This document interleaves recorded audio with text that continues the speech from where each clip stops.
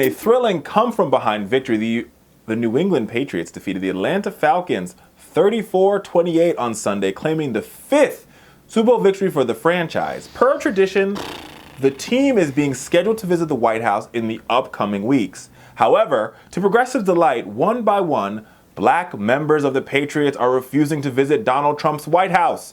One saying this, Devin McCourty says, "I am not going to the White House," he told Time magazine in a text message. "Basic reason for me is I don't feel accepted in the White House with the president having so many strong opinions and prejudices. I believe certain people might feel accepting while others won't." Since his announcement, 2 other black Patriot players have said they won't step foot in the White House either. One of those being Dante Hightower. Yeah.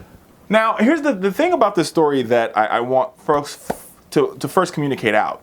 This is nothing new. I mean, let's be very clear. Tom Brady did not go to the Obama White House either. That's a good point. That's something to consider. Tom Brady didn't go because he's another reason to hate Tom Brady. Yeah, I hate Tom Brady. Like, he is white male privilege on crack and steroids and heroin and like kryptonite. Because he can deflate gate, he can come back, people still praise him like he's done nothing wrong. He cheated. And then win again and say, "Oh, I'm back." I mean, and become the MVP after he cheated the last time. I mean, I don't know. The bottom line is like, let's pretend that he's not Tom Brady. He's good. He's a good quarterback. I mean, he's NFL history 100%. But the fact of the matter is, you cannot separate the skill from the person. No, you cannot. And I mean, but to this story, I commend both Devin McCourty as well as Dante Hightower for being brave and being bold. They're not the only sports athletes speaking out.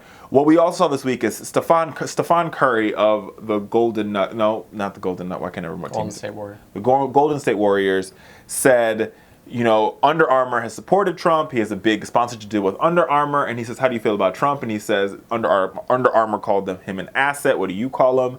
And he said, "If you remove the ET, I just think Donald Trump's an ass." I like that. And he's not the only one. We've seen LeBron James be very vocal about what's wrong with Donald Trump here. And I think here's the thing. I maybe it's just me, but I don't think we've ever seen this level of resistance to a president, at least in my lifetime, where people, like even George Bush, while we didn't like him, I mean, it's just so different. It's completely different. I mean, I'm not saying I didn't like George Bush, but I didn't feel as though, like, I never thought that George Bush was a racist. Like, even though like Kanye said it, and like people were pushing this narrative of him being racist, I totally understand why he didn't land in New Orleans. Because if anybody does any work, if you ever work with Secret Service, if you ever work with a person, somebody running for office or a president, you understand when they show up, you sap resources, right, from the area where that's in desperate need of resources. So, but people just have a huge problem with Donald Trump. Like, people are not, the people that voted for him clearly love him, but everybody else is like, yo, this dude's got issues. Yeah, I mean, the list of issues goes, oh my God. I mean, there's just so many things that are wrong, upsetting, that just like, if it was just a standard Republican in office, people wouldn't be worried. I mean, first of all, like, people are actually scared that the next time like a real conflict comes up in the international space, Donald Trump is not going to be able to handle it, and he's going to do something stupid. I mean, we've shown that he doesn't read his briefings. Nope. Hell, he didn't even read his own executive order promoting Bannon to the National Security Council. And then he makes and then they just make things up. Like, he says, oh, the crime rate is at a 47-year high. Yes, it's uptick, but it's not a 47-year high.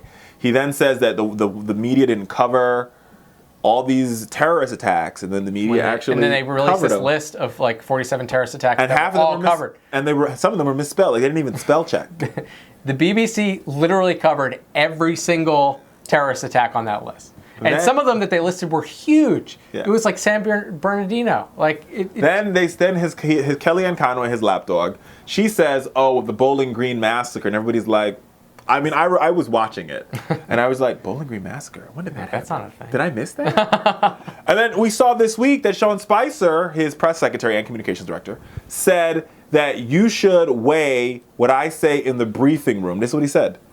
More than a Trump tweet. So what I say in the briefing room is more important. No, is at a higher weight than what Donald Trump tweets out. Direct from the fucking brain of the president. Yes. Okay. So here's the thing that's so disturbing about Donald Trump. Donald Trump is doing this thing where he is lying blatantly. Like, he is literally saying, like, we're showing you this picture of the mall, and there's very clearly less people in his inauguration than President Obama's. And he's saying, look at these pictures. No, my crowd was bigger. Look, and look let at me the say this. My crowd was bigger. Listen, it's insane. From somebody who's covered, I've worked 3 inaugurations. I've been blessed to work all 3. Including this last one. I mean, whether you like it or not, Trump is a part of American history, so I've worked his inauguration. When I worked the Obama, the first one, like, well, when you wake up in the morning and, like, the streets were just packed. There were, like, people everywhere. It's like, you can't breathe. Then I worked the second Obama one, and we were, like, at the front, and it was packed. Oh, yeah.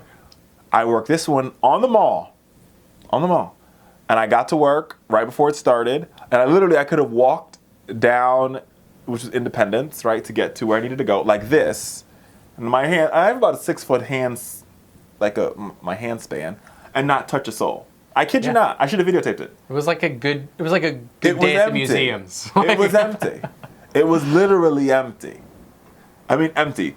Like, I walked in the corner bakery across the street from the Capitol, where the Fox News Bureau is, and I walked inside, and I'm like, oh, it's like a normal Monday in here. Like, it was the Starbucks. The line wasn't like, when Obama, like, you couldn't get into the Starbucks. Right. And then, I mean, on top of that, even Metro. Like, Metro was like, there's how many people? And he was like, oh, no, they're wrong. And I'm like, why would Metro lie? What incentive do they have to lie? Sure. I mean, like, he is basically, like, the lies just don't even make sense. Like, okay, here's a perfect example. When he's talking about the insane amount of voter fraud that allegedly occurred. 3.5 million voters. We've talked about this before on the show. Richard knows this. The idea that there could be a conspiracy of this size to have 3 million don't know votes about it is impossible. I mean, it would be a conspiracy from both sides of the aisle. Thank you. Going down to the local level. It would be like everyone would be in on it except Donald Trump. Exactly. That means all these secretaries of state, like, for all this voter fraud to happen, it would be like in Florida, for example. So insane. 67 different, like, Board of Election supervisors have to, like, concur to gauge in that fraud. It has to knock it out to the feds or the press.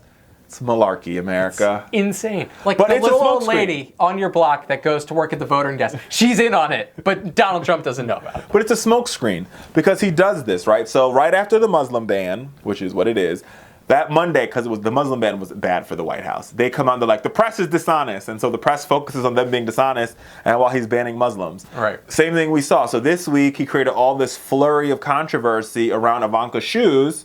But while that was happening, he started these mass deportations.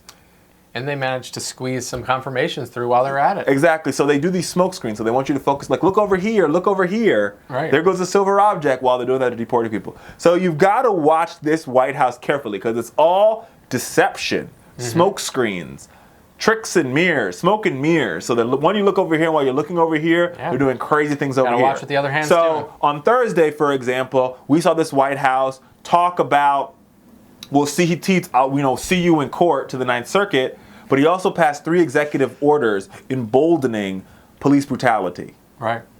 At the same time. Right? So you got to watch this. You got to watch him. You got to watch him like a hawk.